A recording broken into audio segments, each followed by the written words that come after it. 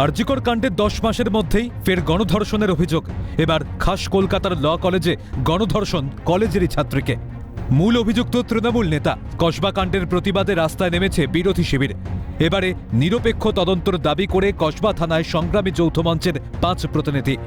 সংবাদ মাধ্যমের মুখোমুখি হয়ে সংগ্রামী যৌথ মঞ্চের আহ্বায়ক সাফ জানান, নিরাপত্তা নেই, তাই পথে নামতে বাধ্য হয়েছেন তারা। এরই পাশাপাশি আগামী 28শে জুলাই নবান্ন অভিযানের ডাক দিতে চলেছে সংগ্রামী যৌথ মঞ্চ। নিরাপত্তা নেই বলেই তো এইভাবে পথে নামতে হচ্ছে সবাইকে। গোটা রাজ্য পথে নেমেছে অভয়াকাণ্ডের প্রতিবাদে। আগামী 28 তারিখে আমরা নবান্ন চলো ডাক দিয়েছি। অনেক দাবির মধ্যে নারী নিরাপত্তার বিষয়টাও আছে। চাইবো যে রাজ্যের মানুষ সেদিন পথে নামুক। রাজ্যে কামদুনি কাণ্ড বড় ঘটনা।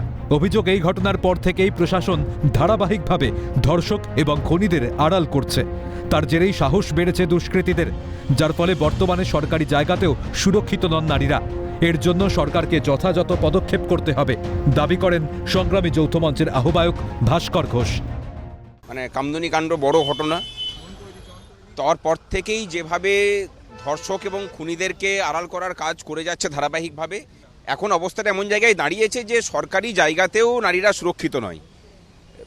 ধারাবাহিকভাবে ঘটনা ঘটছে। আমরা চাই যে সরকার যথাযথ ব্যবস্থা নিক।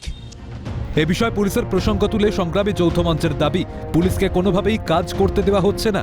সেই সঙ্গে আরজিকরের ক্ষেত্রেও পুলিশ ব্যর্থ, তেমনটা মনে করে না সংগ্রামী যৌথ মঞ্চ। না, দেখুন, পুলিশের দোষ আমরা দেখছি না, কিন্তু আরজিকর কাণ্ডের ক্ষেত্রেও আমরা বলছি না যে পুলিশ ব্যর্থ। পুলিশকে কাজ করতে দেওয়া হচ্ছে না। পুলিশের যারা আছেন তাদেরকে কাজ করতে দিলে পরে এই ঘটনা ঘটবে না। সংবাদ মাধ্যমে নিজেদের বক্তব্য তুলে ধরার পর 5 জন প্রতিনিধি সংগ্রামী যৌথ মঞ্চের তরফে যায় কসবা থানায়।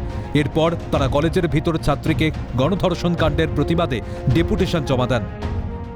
আমরা সেই জায়গাতেই এসে পরে বলে গেলাম যে পুলিশ নিরপেক্ষভাবে রাজনৈতিক হস্তক্ষেপ ব্যতি রেখে কাজ করুক, এবং এমনভাবে কাজটা করুক যাতে শেষ পর্যন্ত গিয়ে এই যারা ধর্ষক বলে যারা গ্রেপ্তার হয়েছেন তারা যেন সাজাটা পান ঠিক মতো করে। 28শে জুলাই, আগামী 28শে জুলাই তারা নবান্ন চলোর হুঁশিয়ারি দিচ্ছেন এবং সেই বিষয়টি তারা তুলে ধরছেন। তার কারণ রাজ্যে নারী নিরাপত্তা, নারী সুরক্ষার বিষয়টিকে কিন্তু যথেষ্ট, এক্ষেত্রে কিন্তু নারী নিরাপত্তা, নারী সুরক্ষার যে বিষয়টা, সেই বিষয়টা কিন্তু যথেষ্ট বিপজ্জনক দিকে এগোচ্ছে যত দিন যাচ্ছে তারা মনে করছেন, এবং সেক্ষেত্রে নবান্ন চলোর হুঁশিয়ারি দিচ্ছেন, এবং তাতে এই বিষয়টিও কিন্তু তাদের দাবির মধ্যে অন্যতম দাবি হিসেবে থাকতে চলেছে। ক্যামেরায় সায়ন চক্রবর্তীর সঙ্গে অদ্রিজা ঘোষ, ক্যালকাটা নিউজ, কলকাতা।